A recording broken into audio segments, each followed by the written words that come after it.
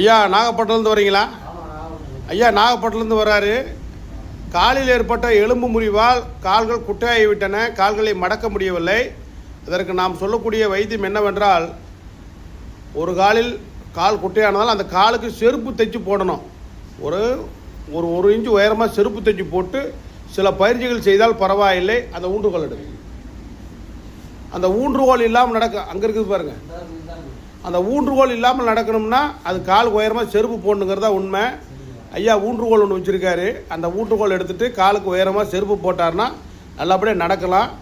ஐயாவுக்கு எலும்பு முறிவு ஏற்பட்டு அந்த எலும்புகளானது வளைந்து கூடிவிட்டன. இயற்கையாக எலும்புகள் கூடும் பொழுது வளைந்து தான் கூடும் என்பது உண்மை.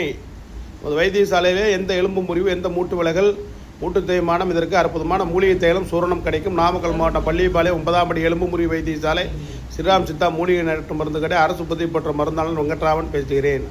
வைத்தியசாலைக்கு வந்திருக்காரு. நான் பிறந்து அவருக்கு உண்டான ஆலோசனை இதுதான். நன்றி, வணக்கம்.